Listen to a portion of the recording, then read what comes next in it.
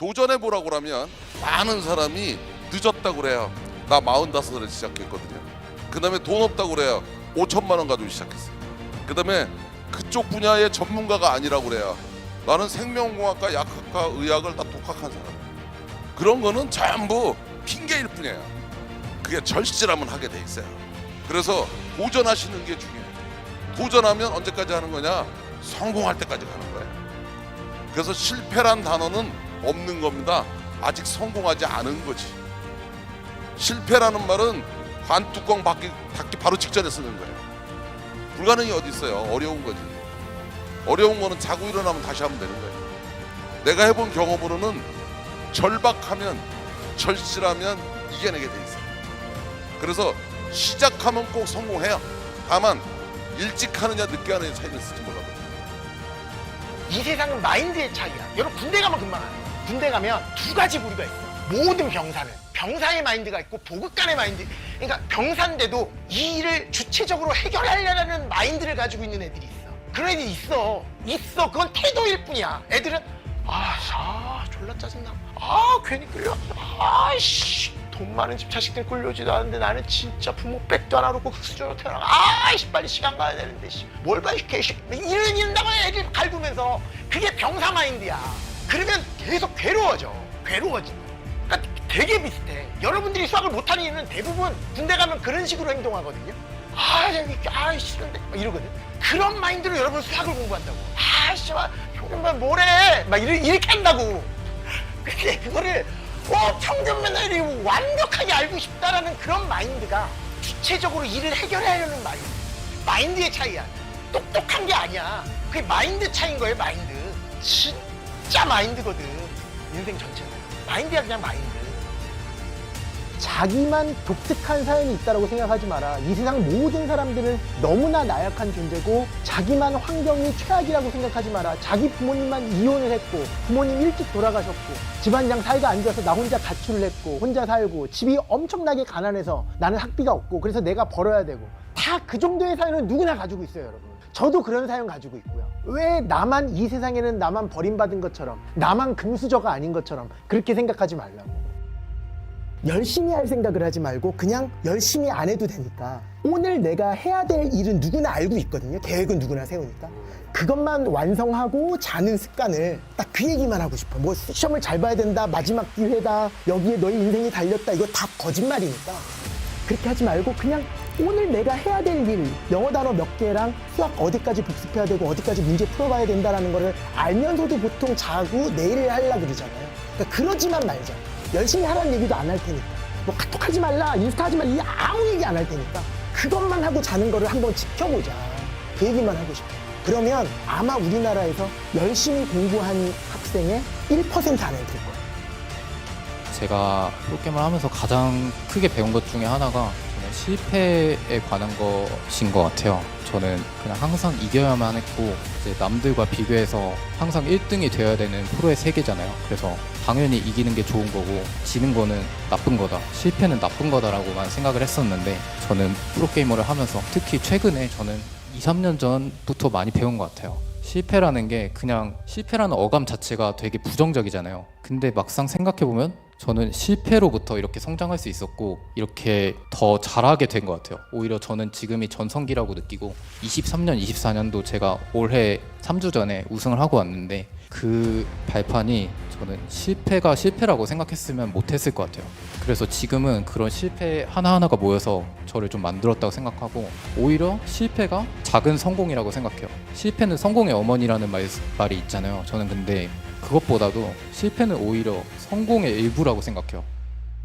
이상화 선수가 세계 1위잖아요. 네. 아직도 그게 안 깨지고 있는 거잖아요. 6조 36이에요. 3633. 네, 3636이에요. 근데 그게 왜 안 깨져요? 사실은 연속으로 제가 세계 신기록을 5번을 세우고 마지막 종착역이 3636이에요. 근데 저는 그거를 조금 안심하기에는 조금 제가 불안한 거예요. 저는 만약에 36초 36을 탔으면 이 친구들의 갭을 한 0.06초, 7초까지 떨어뜨려 놨어요. 따라오지 못하게. 저만 36초에 들어왔지 다른 친구들은 37초 3, 뭐 4. 그러니까 나는 좀 더 노력을 더 많이 해야겠지 해서 저를 범접할 수 없게끔 만들었던 것 같아요. 1등은 이상하다. 첫 별 받았을 때가 몇 살 때였습니까? 요리를 처음 시작했을 때 그 셰프님이 계셨는데 32살이시더라고요. 내가 저분보단 빨리 해야겠다는 생각을 했어요. 목표를 갖고. 목표를 갖고 총괄 셰프가. 그러고서는 이제 30살에 총괄 셰프가 되고 34살에 월상을 열고 35살에 별을 받았어요. 식상하면 알 수 있지만 탑이 누구야? 라고 했을 때 그 탑을 찾아갔어요. 그리고 거기서 탑이 여기야? 그럼 난 이 사람의 모든 것을 배워야겠어라는 생각 갖고 일을 하다 보니까 누구보다도 빨리 갔던 것 같아요. 그때 원래 그런 목적으로 가면 일단 걸레질 한 2년 해야 되고 그 다음에 이제 다음에 양파 1년 썰고. 네네. 걸레질 2년을 했어요. 아, 진짜요? 걸레질 2년을 했는데 그 걸레질 2년 한 시간이 모든 것의 기반이 된 거예요. 항상 꺾여. 근데 우리는 꺾였지만 또 해야 되네, 일어나서. 매번 꺾이는데 우리가 꺾일 때마다 좌절할 수 없잖아. 중요한 건 꺾여도 그냥 하는 마음이야. 그냥 해야 돼. 옆 보지 않고 다 가리고 앞만 보고 열심히 달렸던 것 같아요. 그러니까 저는 항상 어떻게 생각을 하냐면 힘들다라는 소리가 힘들어. 근데 나만 힘든 거 아니니까. 아파. 나만 아픈 거 아닌데.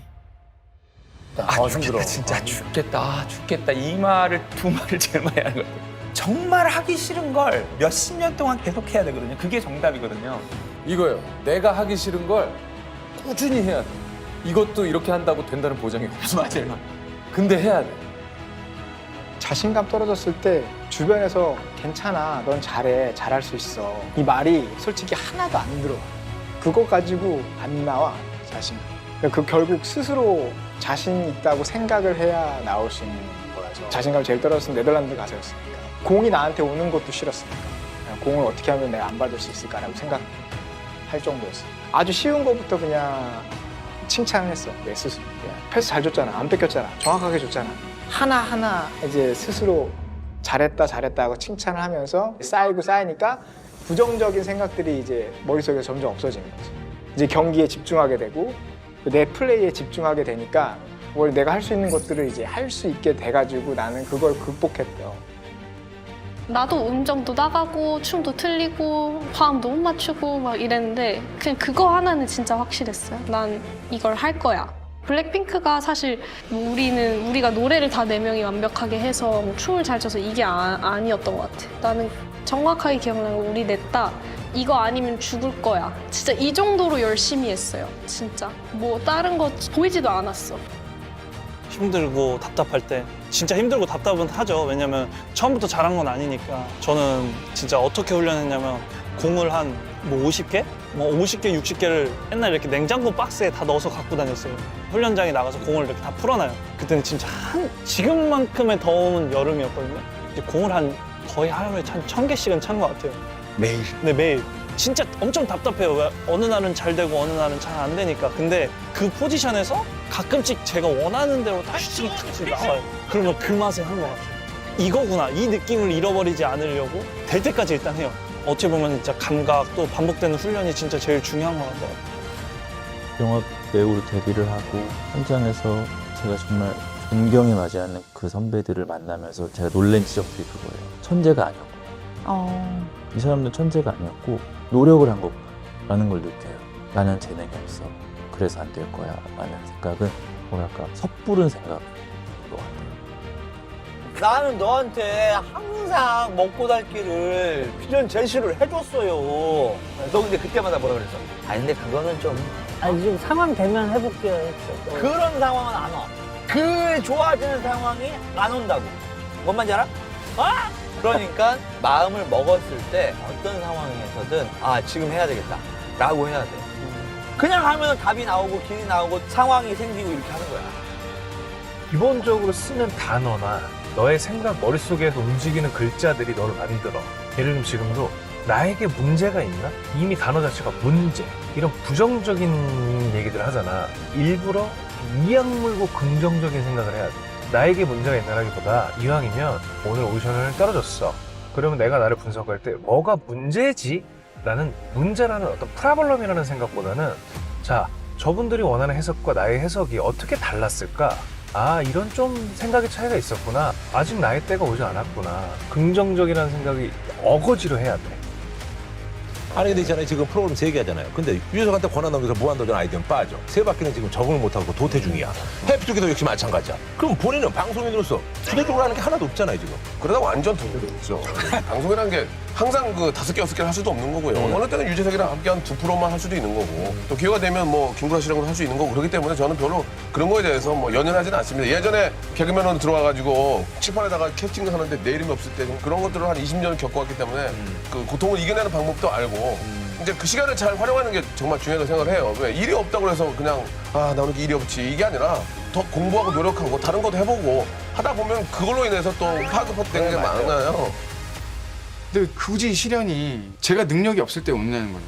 왜 세상은 나한테 등을 돌렸을까? 왜 나지? 다른 사람들은 다 잘 먹고 잘 살고 참 희한한 게요. 어머님이 돌아가시자마자 또 집에 불이 났어요. 다 타버렸어요. 아무것도 안 남고 어머님 유품, 사진 하나도 남김없이 다 태워갔어요. 전 정말 세상에 진짜 나는 이젠 난 나쁜 데로 나가야겠다. 난 세상이랑 나는 인연이 없구나. 그러니까 나는 내가 살고 싶은 대로 살겠다 했더니 제가 어디서 제 마음을 다시 잡았냐면 침대에 이제 어머님 장례식을 치르고 집을 박살을 내버렸어요. 그래서 침대를 들어 엎었는데 거기 통장이 있는 거예요. 어머님 편지랑. 어머님이 하시는 말씀이 동생 잘 부탁하고 어머님은 마지막까지 이 돈을 진통제로 쓰지 않고 어차피 자기는 가실 걸 아시고 그러니까 자기 딴에 이제 자기가 빨리 가야겠다는 생각을 한 것 같아요. 그러니까 이제 그 통장을 보고 다시 한번 일을 안 물었죠. 네가 세상에 나를 등을 돌렸으면 나도 보란듯이 보여주겠다. 내 발로 내가 일어서서 그때부터 일을 안 물었죠. 그래서 여기까지 오게 된 거고 저는 시련이 와도 이겨낼 것이며 싸울 거예요. 늘. 나중에 갔을 때 제가 자랑스러운 아들로서 이 끝을 맺을 수 있도록 죽는 날까지 그렇게 살고 싶어요. 그래서 제 첫 번째는 어머님, 원동력. 사실 저는 되는 이유보다 안 되는 이유가 참 많은 배우였었거든요. 키가 너무 커서, 눈이 너무 찢어져서, 목소리가 너무 낮아서, 갖가지 이유들을 제가 많이 들었었는데요. 그런 게 한 10년 정도 버티다 보니까 그게 또 어떨 땐 장점이 되기도 하고 세상이 많이 바뀌기도 하더라고요. 꿈을 향해서 쫓아가는 분들이 계시다면 지치지 마시고 잠시 멈춰 있더라도 포기하지 마세요. 끝까지 하시면 뭐라도 됩니다. 근거 없는 자신감이 중요하죠. 그게 근거가 있는 자신감은 너무너무 연약해요. 근데 수학을 예로 들면은 내가 반에서 1등했어. 나는 수학을 좀 하나보다라는 식으로 자신감의 근거를 두다 보면은 세상에 나가보면 그런 사람들 많고 내가 그렇게 특별한 사람이 아니구나. 이런 걸 어느 단계에선가는 크게 깨닫게 되거든요. 그거를 자기 자존감의 원동력으로 삼으면은 언젠가 한 번은 힘든 시기를 겪을 수도 있으니까 좀 더 본질적인 데에서 자양분을 끌어올리는 게 성공을 해내는 사람들을 보면은 3가지 초능력 같아 보이는 게 있는 것 같아요. 첫 번째 능력, 안 하는 거 안 한다. 두 번째, 한다면 한다. 세 번째, 어떤 기분이어도 한다. 요거 3가지만 있으면 현대사회에서는 일종의 슈퍼파워 같은 거예요. 바람을 부는 건 못 막는다. 근데 내가 놓친 방향을 바꿀 수 있다. 선생님 나는 왜 이렇게 힘든가요? 라는 말을 계속했던 것 같아요. 그 선생님이 시를 하나 주시면서 이게 어떤 철학자가 쓴 시인데 이거를 공부해와라 그래서 시를 공부했는데요. 무슨 말이냐 하면 당신의 인생이 왜 힘들지 않아야 된다고 생각하십니까? 라는 말이었어요. 저는 깜짝 놀랐어요. 그런 얘기를 들어본 적이 없어요. 우리의 인생은 행복하고 힘들지 않아야 된다라는 생각이 언제부터 있었죠. 힘들면 우리 인생이 아닌가요? 그런데 잘 생각해 보게 됐어요. 힘들 때와 힘들지 않을 때가 얼만큼씩 있지? 거의 50%인 것 같고요. 좀 더 생각해 보면 즐거울 때보다 힘들 때가 더 많은 것 같아요. 그런데 그 힘든 시간들을 사랑하지 않으면 나는 나의 인생을 사랑하지 않는다는 뜻이 돼요. 힘든 시간을 사랑할 줄 아는 방법을 알게 되면 되게 좋을 것 같아요. 그러니까 박진영 씨를 보면은 볼만큼 버셨는데 뭐 저렇게 짬도 없이 여유도 없이 이렇게 열심히 사냐 그런 거에 대한 의문을 많이들 가지시던데. 2가지인데 하나는 진짜 너무 재밌어요. 저는 그냥 회사를 가면 회사 10층짜리 건물이거든요. 막 우리가 너무 좋아요. 건물에 들어설 때마다 진짜 어떻게 이런 삶이 있지? 내가 하고 싶은 거 하고 내가 일하고 싶은 건물을 지어서 거기서 일하고 그건 이제 좋은 쪽이고요. 나쁜 쪽으로는 하루아침에 사라질까 봐 겁나는 게 있어요. 다 순식간에. 30년 동안 이 분야에 있으면서 사람도 회사도 막 너무 승승장구하다가 너무 갑자기 하루아침에 무너지는 걸 너무 많이 봤어요. 그러니까 맨날 속으로 생각하는 게 까불지 말자예요. 진짜. 까불다 다 날라간다. 까불지 말자. 그리고 항상 더 겸손하게 착하게 하고 남들한테 땀 줄줄 흘리면서 이렇게 해를 받고 비가 오면 비가 오는 대로 비를 다 맞으면 속눈썹이 떨어지더라도 비 맞으면서 응원을 하는 게 당연한 거였는데 요즘 애들은 약간 햇빛이 있으면은 뭐라도 가릴 거 없나 찾고 있고 그 막 햇빛을 피하고자 엄청 막 노력을 하더라고요. 근데 돈을 받고 일하는 프로잖아요. 근데 팬분들은 돈을 내고 그 햇빛과 비를 맞으러 오신다고요. 당연히 프로답게 맞고 하는 건데. 끝나긴 씨발 뭐가 끝나. 한번 시작했어 끝을 봐야지. 중간에 그냥 막 끝내? 넌 새끼야 그래서 안 되는 거야? 뭐 하나 진득한 게 없어. 중간에 이혼을 왜? 중간에 학교를 왜 때려쳐? 그러니까 네 인생이 그 모양이지 병신아.